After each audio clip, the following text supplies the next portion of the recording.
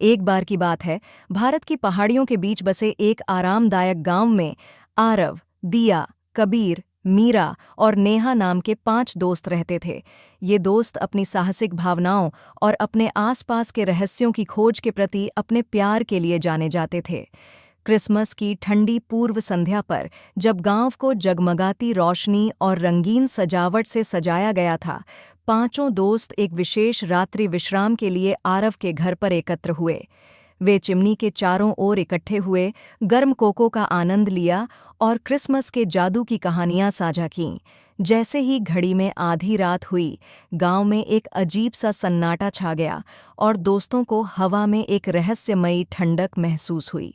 अचानक उन्होंने गांव के किनारे पर स्थित पुरानी परित्यक्त हवेली से हल्की फुल्की फुसफुसाहट और हंसी की आवाज़ें सुनी। एक ऐसी जगह जिसके प्रेतबाधित होने की अफवाह थी। उनके दिलों में जिज्ञासा जगी और हवेली के बारे में सुनी गई चेतावनियों के बावजूद दोस्तों ने जांच करने का फैसला किया। उन्होंने खुद को गर्म कोट और स्कार्फ में लपेटा, टॉर्च और साहस से लैस होकर खामोश रात में चले गए। पुरानी हवेली ऊंची और भव्य थी। इसकी खिड़कियां ऊपर की ओर थीं और आईवी लता इसकी दीवारों पर रेंग रही थी।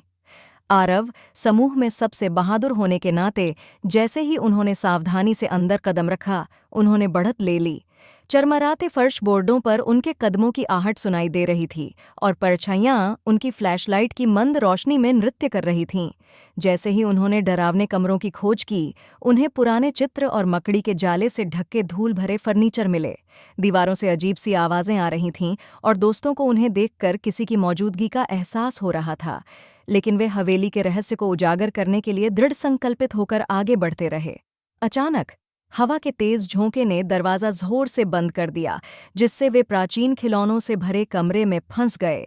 खिलौने अपने आप घूमने लगे, कमरे के चारों ओर घूमने लगे और नाचने लगे। दोस्त चौंक गए, लेकिन जल्द ही उन्हें एहसास हुआ कि खिलौने उन्हें नुकसान पहुंचाने की कोशिश नहीं कर रहे थे। वे उन्हें आनंदमय नृत्य में शामिल होने के लिए आमंत्रित कर रहे थे।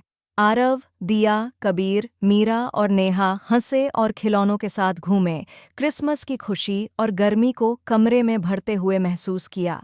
उस जादुई क्षण में डरावनी फुसफुसाहट मधुर धुनों में बदल गई और ठंडी हवा पाइन और दालचीनी की खुशबू वाली हल्की हवा में बदल गई।